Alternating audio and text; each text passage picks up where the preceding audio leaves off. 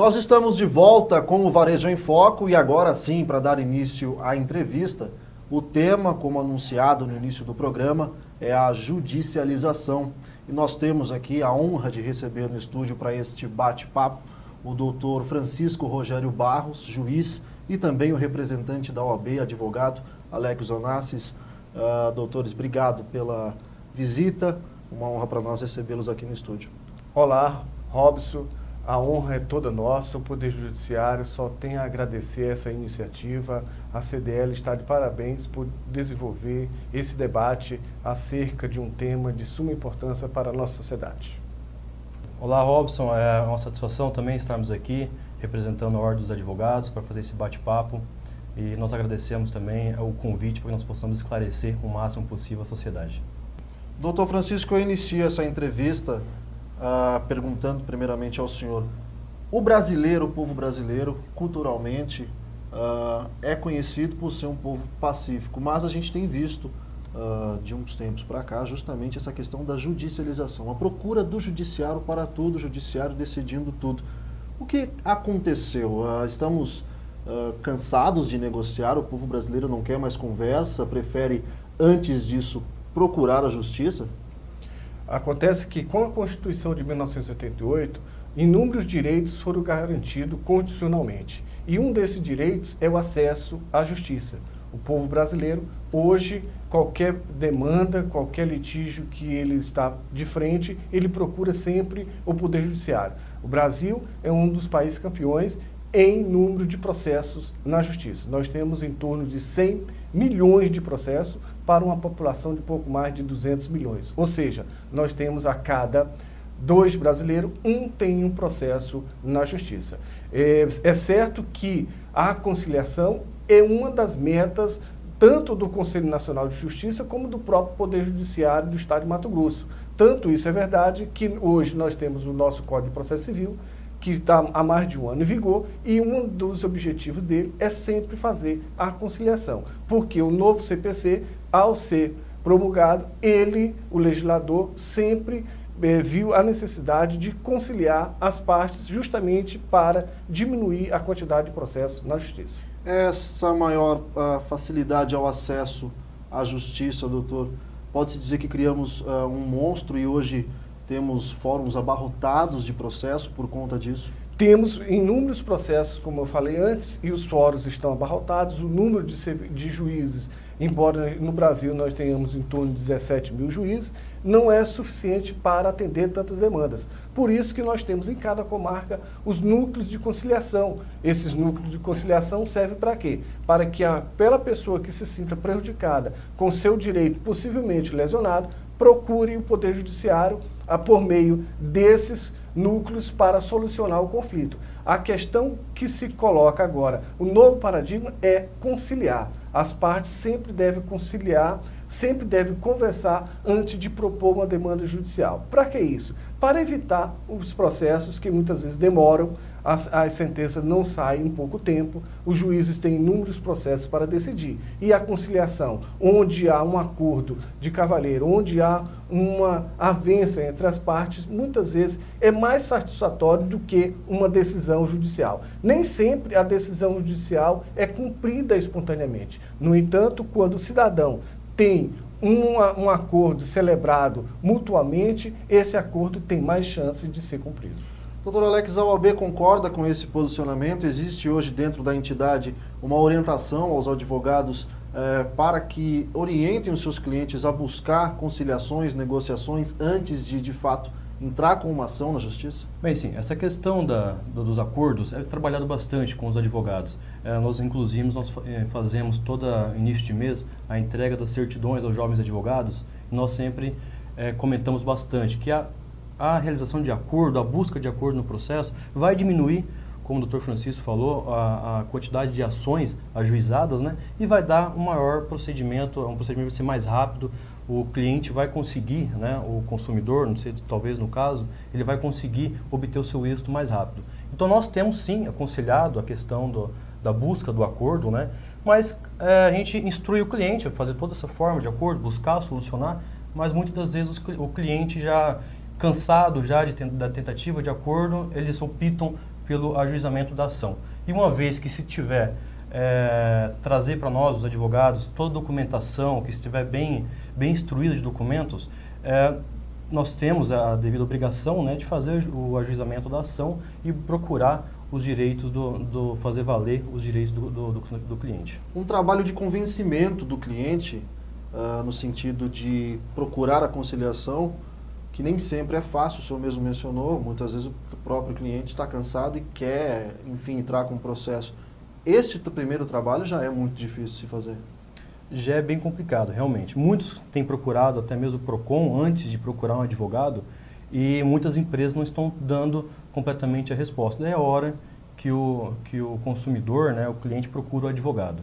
Doutor, um processo, quando a pessoa não passa por esse convencimento, ela não se convence, enfim, passa a ser uma luta entre duas partes, entre o cliente, enfim, que está sobre o processo.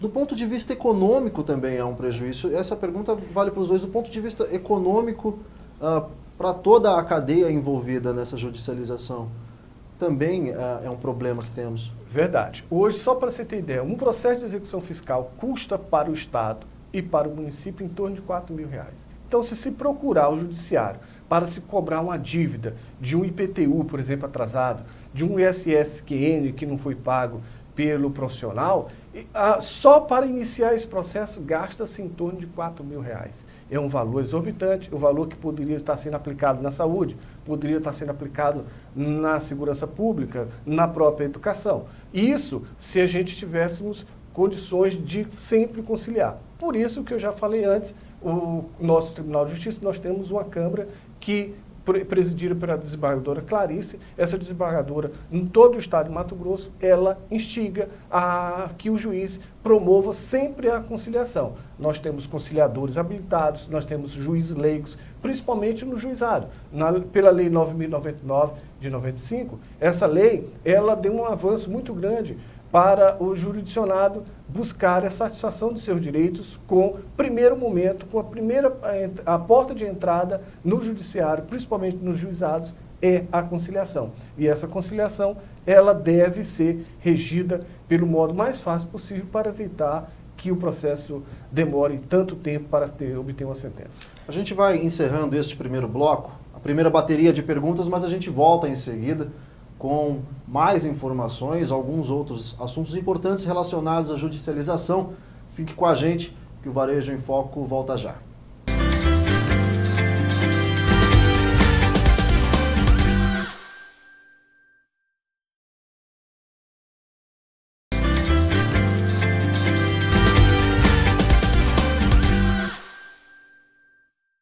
Voltamos com o Varejo em Foco e voltamos a discutir a judicialização. No bloco anterior, a gente encerrou falando um pouquinho sobre a judicialização e o prejuízo do ponto de vista econômico. Doutor Francisco estava dando algumas explicações, doutor Alex também queria complementar, e é importante que a gente complemente também, se eu fique à vontade. Isso. A questão de ser judicializado e a questão de diminuir o custo do judiciário tem feito a atualização do novo CPC, né, que permite a audiência de conciliação já no início do processo. O que acontece? Já entra com a petição inicial, né, que é a peça principal para começar o processo, e já se marca uma audiência de conciliação. Em muitas possibilidades já está se resolvendo nessa audiência de conciliação e o processo já se encerra por ali. E nós temos instruído bastante os nossos clientes, temos instruído os advogados a buscarem isso, até por conta do que o Dr. Francisco falou, diminuir custos e até remeter esses custos, né, às outras áreas, como saúde e educação. E nós temos instruído tanto os advogados que trabalham com a parte REG, aqueles que trabalham com a parte autora, para sempre buscar fazer essa conciliação, quando viável ao cliente, quando viável à empresa, é claro, não se deve forçar nenhuma das partes a fazer o acordo, né? Sim. E de que torna mais célere o processo e se encerra bem mais rápido. Este valor que o doutor apontou agora de 4 mil em média por processo, quer dizer, o que a gente está falando aqui é uma solução que encurta o caminho e principalmente encurta o preço. A gente está falando de um preço significativo. Se for contar a quantidade de processos hoje tramitando com esta média de valor, a gente está falando de um valor bastante significativo. Com certeza, um valor extremamente alto, né? E até mesmo para o advogado é compensatório, algumas das vezes, já fazer o acordo de início. Mas aquilo que eu gostei, que eu falo e repito, nunca deixar de abrir mão do direito do cliente ou da empresa numa proposta de acordo, numa tentativa forçada. Sempre buscar, a acordo é sempre aquilo, né? Como muito discutido antes do trabalho. Tira um pouco daqui, um pouquinho dali e as duas partes chegam num consenso onde possa se equilibrar e possa resolver a situação. Doutor, ainda perguntando para o senhor, procurar entidades que representam o consumidor, o PROCON, principalmente o PROCON, isso por si só já agiliza muito o processo e já evita muito transtorno nesse sentido? Isso, realmente. Tem as instituições, né, igual o PROCON, que tem feito um trabalho aí bastante ativo na cidade, em Rondonópolis, por exemplo, e acredito que tem diminuído muito a ida do consumidor até o judiciário.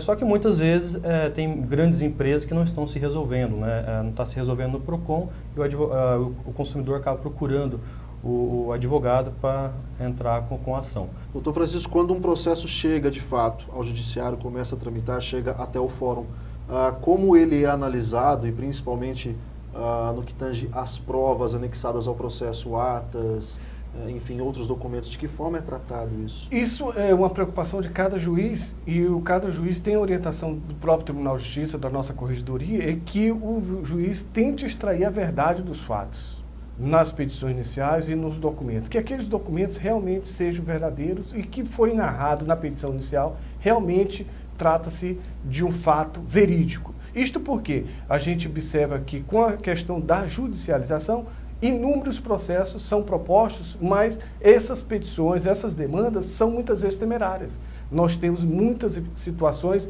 de litigância de má-fé.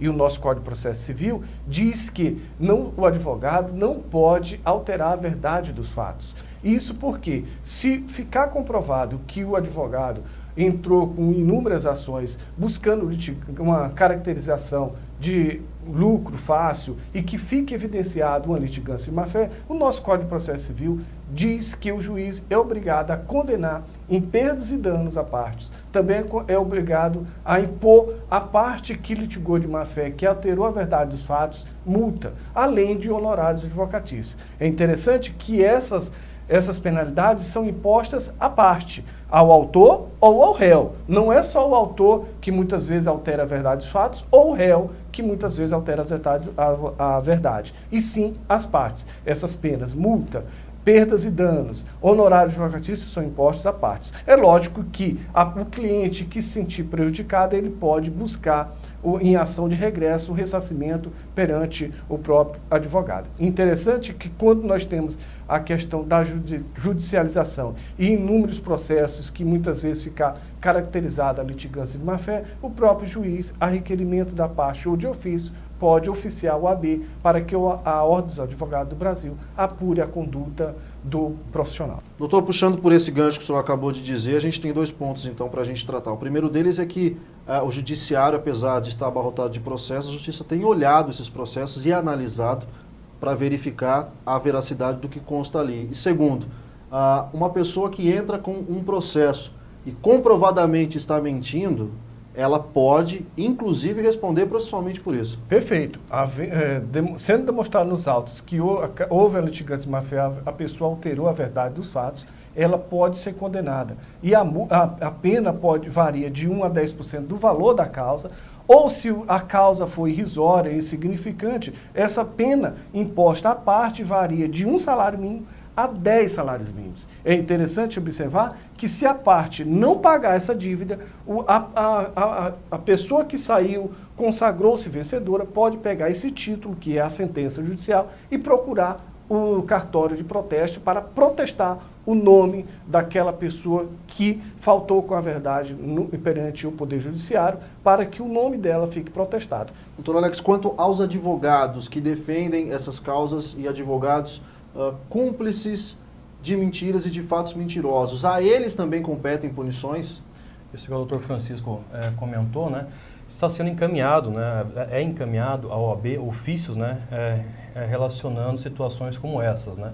Nós temos situações de que aventuras jurídicas, né? Lides temerárias, muitos clientes levam os documentação, né, ao advogado e a gente instrui que o advogado verifique bem essa documentação para que não sejam documentos falhos, para que possa chegar lá na frente e ter situações como essa, né? Do próprio advogado estar sendo representado perante o OAB em caso dessas leis temerárias, nessas aventuras jurídicas. E uma vez que comprovado realmente que o advogado esteja cometendo, infringindo a ética, né, será feito o procedimento administrativo, né, no Tribunal de Ética e analisado se realmente foi infringido, né, o Código de Ética nessa situação. Doutor Francisco, doutor Alex, a gente agradece a presença de vocês aqui nos estúdios da CDL para essa entrevista. Esse assunto importante, muito ao que se dizer, mas acho que o que a gente conseguiu colocar nesse programa já dá um bom panorama da questão da judicialização. A conciliação passa, portanto, a ser um bom caminho e o mais importante, clientes hoje podem entrar com processo e acabarem sendo processados se caso agirem de má fé. Isso é verdade.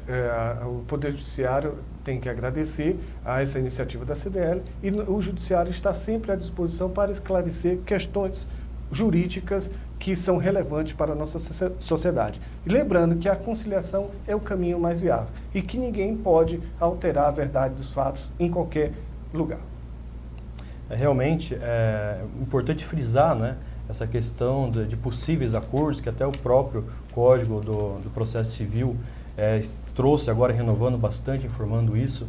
É necessário, sim, buscar a conciliação para que até os próprios advogados, né, tenham menos processos que possam se arrastar na justiça. Nós agradecemos a presença dos senhores e a gente volta no próximo bloco do Varejo em Foco com algumas dicas sobre segurança do trabalho. Fique conosco.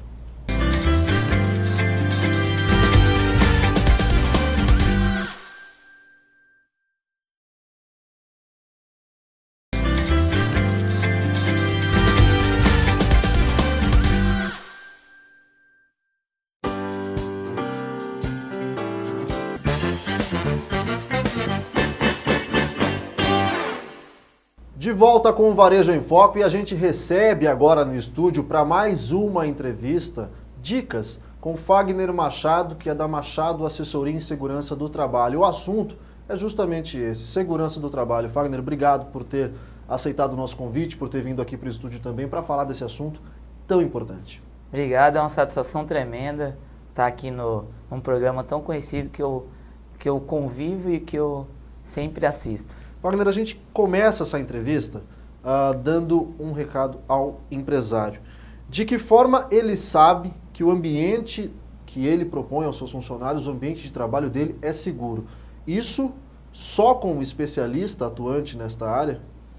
Então, como podemos ver, a gente, especialista na área de saúde e segurança do trabalho, que faz esses levantamentos, né? Que verifica qual que é os riscos que esses funcionários estão expostos, qual que é as medidas de controle, qual que é os equipamentos necessários, né? Levando em consideração a insalubridade e periculosidade, qual que é os agentes nocivos à saúde, conforme as normas regulamentadoras, né? E é feito esse levantamento em campo. No caso de empresas que trabalham com produtos químicos, outros produtos que podem ser tóxicos, a fiscalização tem que ser ainda maior. Então, em relação aos produtos químicos, nós devemos verificar, voltando ao caso da insalubridade e a periculosidade, nós devemos verificar qual que é as composições químicas desses produtos, né? Para verificar se há enquadramento na norma, lá dentro da norma regulamentadora, na portaria 3.214, lá a norma ela tem 14 anexos.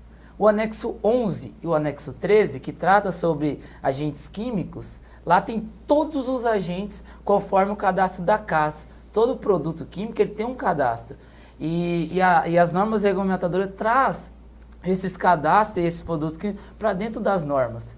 E a gente tem que verificar, né, esses agentes, né, esses produtos químicos, para aí sim a gente verificar se tem na norma ou não, para a gente estar atuando em cima da insalubridade.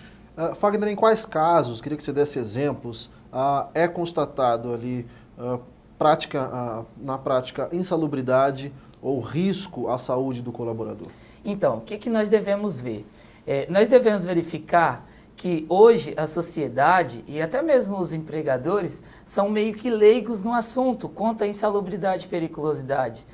Por isso a importância de programas como esse para tratar desses assuntos, né?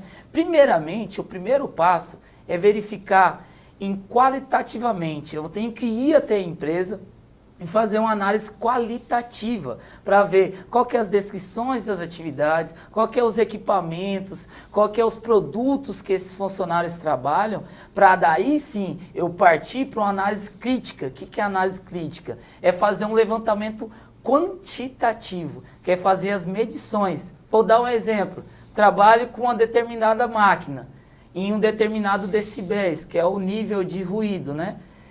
Eu preciso verificar qual que é o nível de ruído que esse colaborador trabalha durante a sua jornada de trabalho, para mim ver se enquadra na norma, se está acima do limite de tolerância ou não, para daí sim a gente determinar se é insalubre ou não. Feito isso, a gente enquadrou como insalubre, a gente vai procurar medidas para neutralização desses agentes. O que é neutralização? Os equipamentos de proteção coletiva. Os equipamentos de proteção coletiva não sendo eficazes, a gente vai para o equipamento de proteção individual, que são os famosos EPIs. Cada caso é um caso e muitos empresários, de que forma eles conseguem se respaldar juridicamente com relação à segurança do trabalho, quais são os documentos e de quanto em quanto tempo ele tem que fazer essa atualização das vistorias para que mantenha o ambiente que não infrinja essas determinações? Então, hoje nós podemos ver a grande dificuldade, né, desses documentos. São documentos, tecnicamente falando, importantíssimos para as empresas, para o empregador, né, tanto para a saúde do trabalhador, para a segurança do trabalhador, como até mesmo para prevenir futuras ações trabalhistas, vamos se dizer assim, né?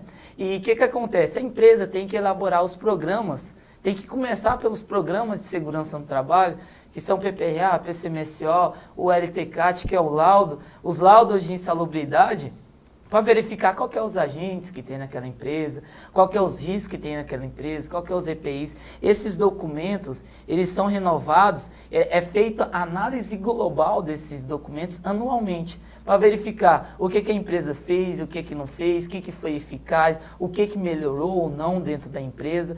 Em relação aos laudos de insalubridade e periculosidade, esses não têm validade. Mas, porém, a empresa adotou um novo procedimento, a empresa fez aquisição de nova máquina, mudou o ambiente de trabalho, tem que ser feita uma atualização.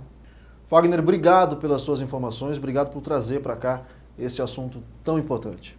Muito obrigado, estaremos sempre à disposição.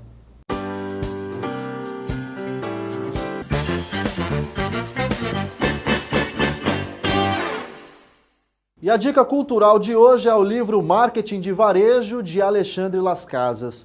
O livro pode ser encontrado em todas as livrarias do Brasil e também no formato digital, a versão e-book, na internet. Esse foi o Varejo em Foco, um programa realizado e produzido pela CDL. Nós agradecemos a TV Cidade Record pelo espaço e a Federal Invest Banco de Fomento pelo apoio. Nós voltamos na próxima semana.